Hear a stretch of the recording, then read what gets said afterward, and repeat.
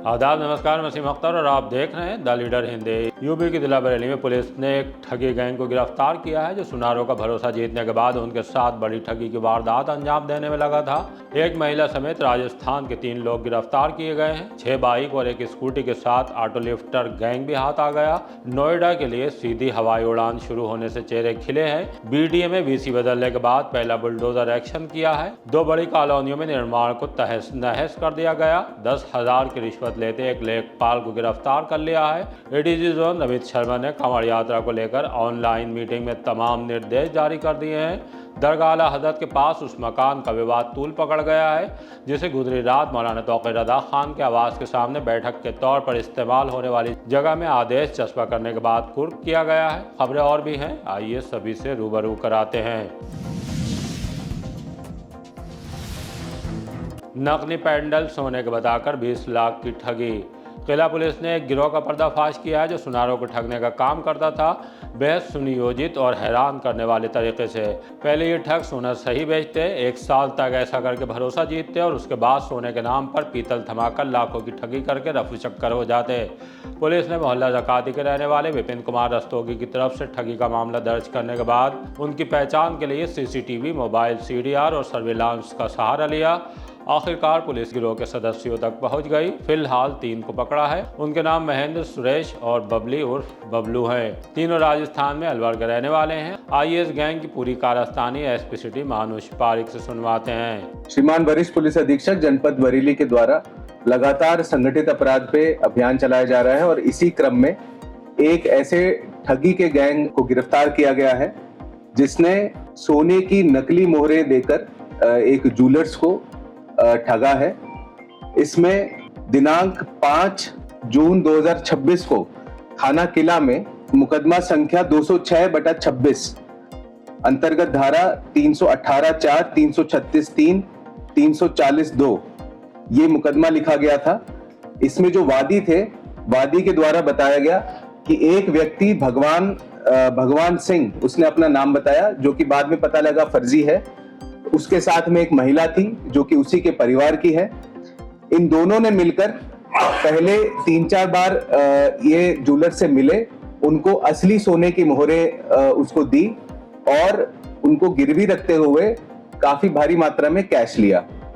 जब उन्होंने ये जो अपराधी हैं इन्होंने विश्वास जीत लिया, उसके बाद में इन्होंने 19 नकली सोने की मोहरें देकर 20 लाख रुपए नकद और 432 ग्राम चांदी, इसकी पायल और चेन, 10 ग्राम सोने की अंगूठी, इन सब चीजों की ठगी की है। इस प्रकरण में सीसीटीवी फुटेजेस को देखा गया, सर्विलांस की मदद ली गई और ये जो गैंग है इसको आज गिरफ्तार किया गया है थाना पुलिस किला के द्वारा। जो गिरफ्तार हैं उनके नाम इस प्रकार हैं: महेंद्र पुत्र सोहनपाल, निवासी भरतपुर राजस्थान; सुरेश पुत्र महेंद्र, ये इसी का लड़का है। सुरेश, इसकी उम्र लगभग 26 वर्ष, निवासी भरतपुर। वह एक महिला जिसका नाम बबली, पत्नी अतर सिंह, ये भी अलवर राजस्थान की रहने वाली है। इस प्रकरण में 2 और नाम प्रकाश में आए हैं, उसको विवेचना का भाग बनाया गया है। इनके पास से जो बरामदगी है वो इस प्रकार है: 11 असली सोने की मोहरें, जो एक मोहर 1 तोले की है लगभग, 4 नकली मोहरें जिनमें सोने की परत चढ़ाई गई है और अंदर चांदी है, 1 सफेद धातु की चेन, 4 सोने की चूड़ियां, 1 सोने की अंगूठी व 1 फर्जी आधार कार्ड, 3 मोबाइल फोन्स, 1 डायरी जिसमें काफी सारी डिटेल्स है इनके जो फाइनेंशियल ट्रांजैक्शंस थे उनकी, व 10,550 रुपए नगद, ये इनसे बरामद हुए हैं। ये जो गैंग है ये लगभग 1 महीना जो ज्वेलर्स है, ज्वेलरी का मार्केट है, उस पर काम करता था और अलग अलग जनपदों में इन्होंने काम किया है। इस प्रकार की घटनाएं की हैं और बरेली में भी 2 घटनाएं इन्होंने की हैं, एक बिथरी चैनपुर में और दूसरी किला में। किला का जो मुकदमा है इसमें इनको गिरफ्तार किया गया है। इनका जो अपराध करने का तरीका वो इस प्रकार है: ये लोकल एरिया में किराए पर मकान ले लेते थे, काफी समय तक यहाँ पर रहते थे और ये जो अपराधी है महेंद्र, ये जो महिला बबली है ये इसकी रिश्तेदार है। दोनों की एज काफी ज्यादा है। ये दोनों मिलकर ज्वेलर्स के पास में जाते थे, उनको 3 से 4 बार उन ज्वेलर्स से मिलते थे, उनको असली सोने की मोहरें देते थे और नगद उसके बदले में लेते थे। तो वो सोना गिरवी रख के नगद लेते थे। जब ज्वेलर को विश्वास हो जाता था तो उसके बाद में ये नकली मोहरें वहां पे रखवा देते थे। तो इस प्रकार इन्होंने काफी बड़ी ठगी की है। और जो इनके पास में जो नगद ये जो लेते थे, इसको भी हमने ट्रेस किया। तो ये राजस्थान में जाकर इन्होंने काफी प्रॉपर्टी इस नगद राशि से इन्होंने ली है। और एक बैंक अकाउंट भी हमें इनका मिला है जिसमें लगभग 20 लाख रुपए उस अकाउंट में है, और वो धनराशि भी इसी ठगी से इन्होंने प्राप्त की है। उस बैंक अकाउंट को फ्रीज कराया जा रहा है। बरेली से नोएडा के लिए उड़ा पहला विमान। इंडिगो एयरलाइंस की बरेली जेवर नोएडा इंटरनेशनल एयरपोर्ट सीधी कनेक्टिंग फ्लाइट का आगाज हो गया। इससे रोहेलखंड के यात्रियों को देश और विदेश की उड़ानों से जुड़ने में बड़ी सुविधा मिलेगी। आज इंडिगो की 78 सीट वाली पहली फ्लाइट जेवर एयरपोर्ट से बरेली पहुंची। उसके बाद दोपहर 12:20 पर बरेली से पहली उड़ान जेवर के लिए रवाना हुई। सांसद छत्रपाल सिंह गंगवार ने पहली महिला यात्री को बोर्डिंग पास देकर और केक काटकर उड़ान को शुरू कराया। इस मौके पर सांसद ने कहा कि केवल नई फ्लाइट नहीं बल्कि बरेली और रोहेलखंड के विकास की नई उड़ान है। सप्ताह में 4 दिन फ्लाइट की सुविधा से व्यापार, शिक्षा, चिकित्सा और पर्यटन के लिए ये बेहद लाभकारी साबित होगी। आज बरेली से जेवर एयरपोर्ट के लिए पहली फ्लाइट अभी कुछ ही क्षणों में शुरू होने वाला है। मैं अपने क्षेत्रवासियों को और विशेष रूप से बरेली के अड़ोस पड़ोस के जिलों के और यहाँ पर तराई की बेल्ट पे बसने वाले सारे नागरिकों को बहुत बहुत बधाई, शुभकामनाएं। उनके लिए एक बड़ी उपलब्धि बरेली से शुरुआत हो गई और जेवर एयरपोर्ट और इंदिरा गांधी एयरपोर्ट, यहाँ से फ्लाइट्स और बढ़ेंगी जल्दी ही। और यहाँ से चेन्नई के लिए, हैदराबाद और अहमदाबाद, गोवा, यहाँ के लिए और फ्लाइट्स बढ़े, इसकी हमारी चिंता रहेगी।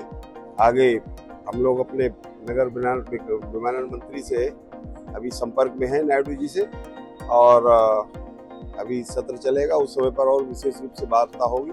पहली यात्री बदायूं निवासी अनामिका सिंह ने इस नई सेवा पर खुशी जताते हुए कहा कि इससे यात्रियों का समय बचेगा और सफर पहले से ज्यादा सुविधाजनक हो जाएगा। मेरा नाम अनामिका सिंह है और मुझे बहुत ही खुशी हुई कि बरेली से नोएडा के लिए फ्लाइट अवेलेबल हुई है, वरना बहुत ज़्यादा प्रॉब्लम्स भी होती थी जाने के लिए। मैं अभी बहुत अच्छा लग रहा है कि मुझे बरेली से नोएडा के लिए आराम से फ़्लाइट मिल पा रही है। वैसे तो मैं बदायूं से हूँ, मेरा होम टाउन, लेकिन मैं नोएडा में जॉब करती हूँ। अभी मैं नोएडा ईजिली 1 आवर में पहुँच सकती हूँ, वरना मुझे 6 आवर या 7 आवर्स मुझे बस से लग जाता था। अभी बहुत खुशी हो रही है कि मुझे नोएडा के लिए फ़्लाइट मिल पा रही है ईजिली। 3 शातिर चोरों से 6 बाइक, 1 स्कूटी बरामद। बेहड़ी पुलिस ने एक बड़ा गुड वर्क किया है। अंतर्राज्यीय वाहन चोर गिरोह के 3 सदस्यों को पकड़कर उनसे 6 बाइक और 1 स्कूटी बरामद की है। बाइक सभी स्प्लेंडर हैं, 1 लीवी है, स्कूटी एक्टिवा है। जिन 3 को गिरफ्तार किया है उनमें लखविंदर और विपिन थाना शीशगढ़ के गांव ढकिया के रहने वाले हैं। उनका तीसरा साथी शिवा पीलीभीत जनपद के जहानाबाद में कुंडारा का रहने वाला है। उनके पास से एक चाबी का गुच्छा भी मिला है। पूछताछ में पुलिस को बताया कि बाइक चोरी करने के बाद उन्हें खंडहरनुमा जगहों पर छुपा देते थे। इस बारे में और ज्यादा जानकारी के लिए आइए आपको सीओ बेहड़ी अरुण कुमार से रूबरू कराते हैं। थाना बेहड़ी पुलिस द्वारा वाहन चेकिंग के दौरान कल दिनांक 30 जून की शाम के समय वन विभाग किराए से 3 लड़कों को गिरफ्तार किया है। इनके नाम लखविंदर, शिवा और विपिन है, जिसमें से लखविंदर और विपिन शीशर के रहने वाले हैं तथा शिवा जो है जहानाबाद का रहने वाला है। इनके कब्जे से थाना बेहड़ी से ही चोरी एक मोटरसाइकिल बरामद हुई, जिस पर ये चलकर आ रहे थे। बाद में जब इनसे पूछताछ की गई है तो पता चला कि ये अंतर्राज्यीय वाहन चोरी गैंग है और पूछताछ के पश्चात इनके पास से अभी तक कुल 7 गाड़ियों को बरामद किया गया है। संपूर्ण कार्रवाई के संबंध में BNS की संशोधित धाराओं में अभियोग दर्ज किया गया है। इनसे अन्य गाड़ियों के बारे में भी पूछताछ की जा रही है। शेष विधिक कार्रवाई कर इनको माननीय न्यायालय से प्रस्तुत किया जाएगा। 2 कॉलोनियों में चला बीडीए का बुलडोजर।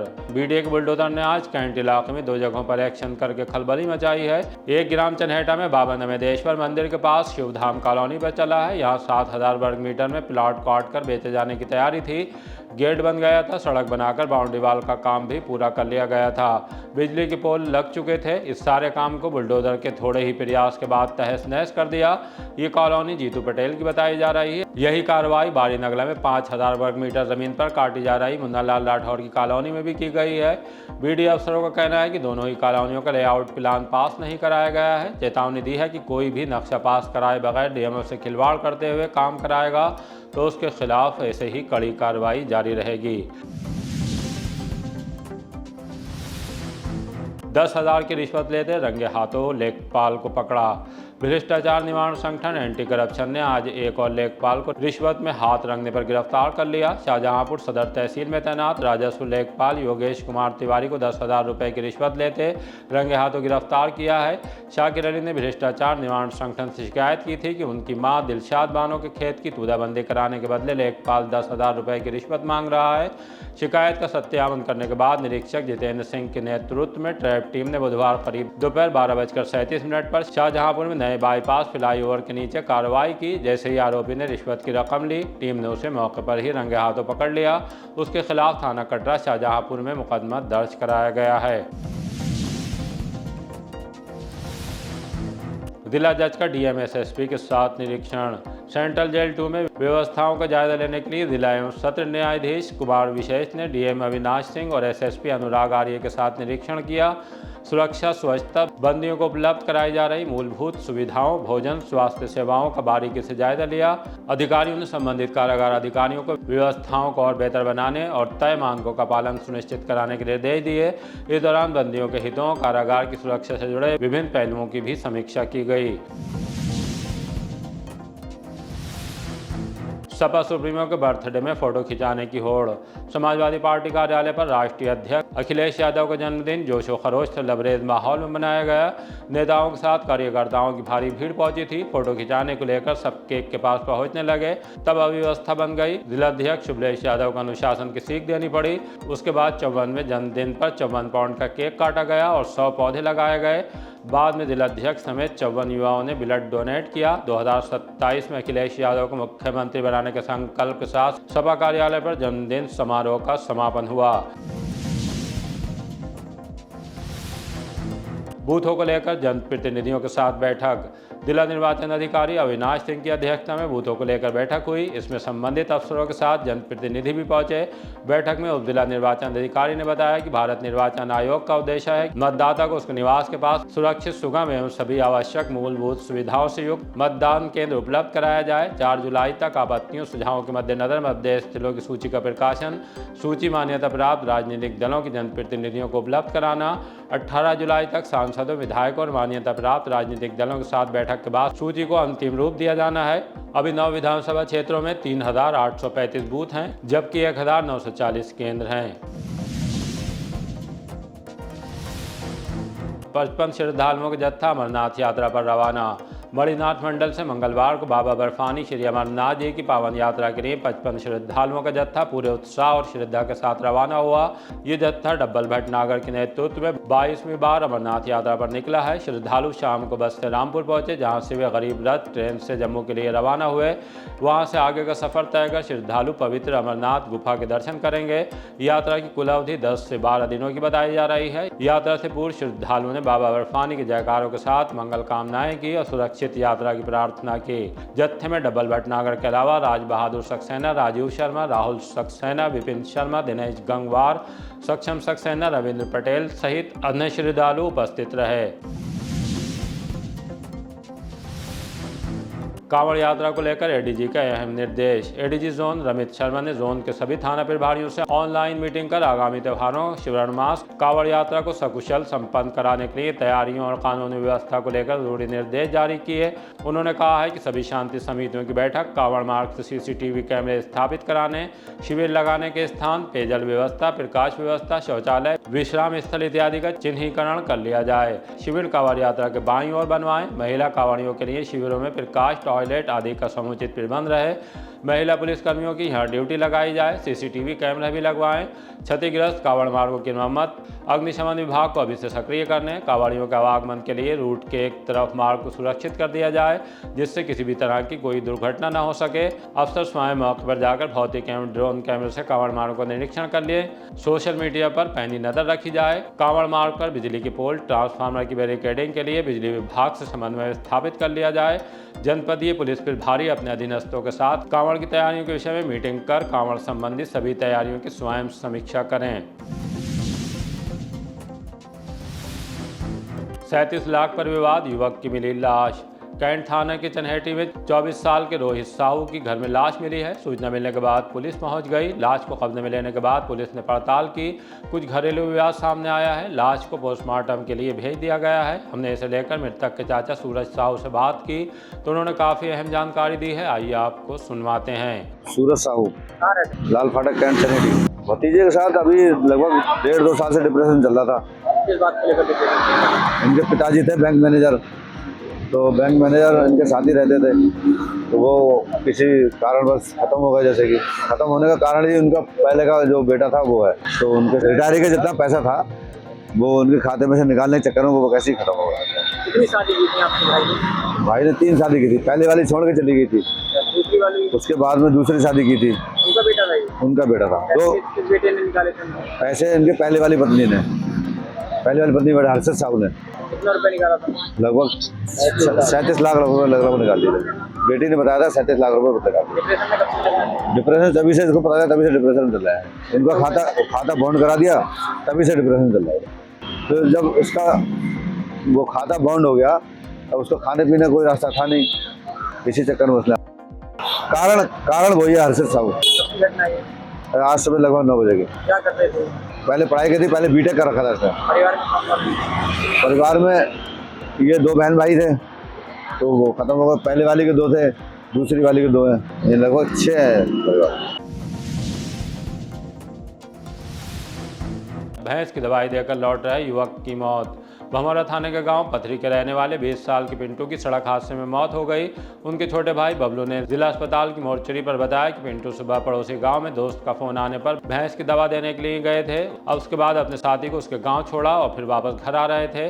गांव से करीब 700 मीटर पहले किसी वाहन ने उनकी बाइक में टक्कर मार दी, जिससे पिंटू की मौके पर ही मौत हो गई। पुलिस ने एम्बुलेंस बुलाकर शव को जिला अस्पताल की मोर्चरी भिजवाया। पिंटू 5 भाई बहनों में तीसरे नंबर के थे और मजदूरी कर परिवार चलाने में सहयोग करते थे। बबलू नाम है। कहाँ रहते हो? पथरी। भाई थे बड़े, ये सुबह गए थे, किसी गांव के लड़के ने फोन किया था उनके साथ दवाई लेने, और तभी कहा थे रास्ते में लौटते वक्त उनकी एक्सीडेंट कर दिया पिकअप से। कितने लोग थे बाइक पर? 2 लोग थे, इधर से 2 लोग गए, उधर से अकेला आ रहा था, वो उधर दवाई लेते रह गए। उस बंदे का नाम ध्यान नहीं, मेरे भाई को ही मालूम था। क्या करते थे भाई आप? मेरा भाई मजदूरी करता था। कब का हादसा है? आज सुबह। कहाँ पर टकराए थे? मेरे गांव से लगभग 700 मीटर दूर लगभग। भाई की शादी हो रखी है? भाई की शादी नहीं हुई है अभी। जिस गाड़ी से टकराए थे उस गाड़ी पकड़ गई है? गाड़ी नहीं पकड़ी गई है अभी, उस गाड़ी का नंबर है। अब पुलिस टक्कर मारकर भागने वाले वाहन की तलाश में जुट गई है। दरगाह आला हजरत के पास क्यों सुर्खियों में आया ये मकान?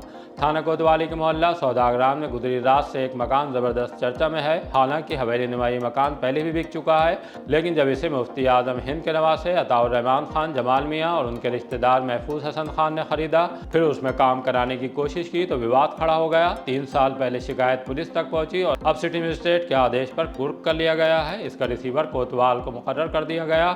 इस आदेश का एक नोटिस जेल में बंद मौलाना तौक़ीर रज़ा खान की बैठक के तौर पर इस्तेमाल होने वाली जगह पर भी चस्पा किया गया है। ये पूरा मामला क्या है, हमने सभी फरीकों से बात करके समझने की कोशिश की है। आइए आपको भी सुनवाते हैं। ये एक जगह थी यहाँ दरगाह आला हज़रत के पास में, संदीप शर्मा से हमने परचेज़ किया था और हमने ख़रीदा है 167 मीटर अताउर रहमान के नाम से और 27 मीटर महफूज हसन खान के नाम से 2 बैनामे हैं। लगभग 200 पौने 200 गज बचा हुआ उनका हिस्सा, वो उन्हीं के पास में है। उन्होंने सेल आउट नहीं किया है, पूजा स्थल बना हुआ, वहीं पे वो अपनी पूजा करते हैं। कुलदीप नारायण शर्मा की मृत्यु के उपरांत संदीप शर्मा ने उसी मकान नंबर 73, 75, दरसा के 74 मंदिर वाली जगह को भी बेचना शुरू कर दिया, जिसमें उन्होंने 4 बैनामे करे।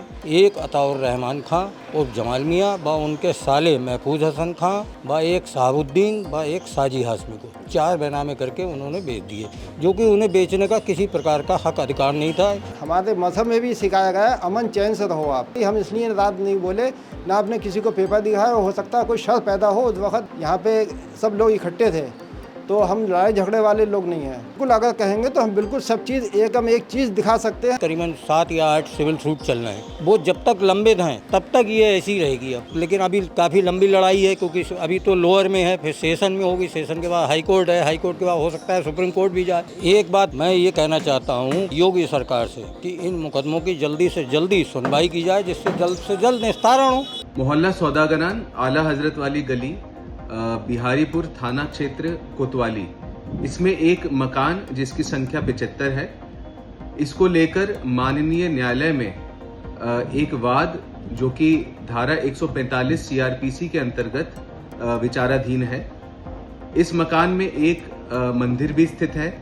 माननीय न्यायालय सिटी मजिस्ट्रेट द्वारा सीआरपीसी की धारा 146(1) के अंतर्गत उक्त संपत्ति को कुर्क करने व प्रभारी निरीक्षक कोतवाली को रिसीवर नियुक्त करने का आदेश किया था। इसी के अनुपालन में दिनांक 30/6/2026 को प्रशासन व पुलिस टीम की मौजूदगी में मुख्य दरवाजों पर आदेश की प्रति चस्पा की गई, वह संपत्ति को रिसीव कराया गया। इस मामले को लेकर ज़्यादा डिटेल जानना चाहते हैं तो हमारे चैनल पर अलग से अपलोड खबर की वीडियो देख सकते हैं। इसी तरह की ताज़ा अपडेट जानने के लिए देखते रहिए द लीडर हिंदी। विदा लेने से पहले हमारी आपसे गुजारिश है कि हमारी रिपोर्टिंग पसंद आ रही है तो खबरों को शेयर कीजिए और हमारे चैनल को सब्सक्राइब करके हमारा हौसला ज़रूर बढ़ाइए।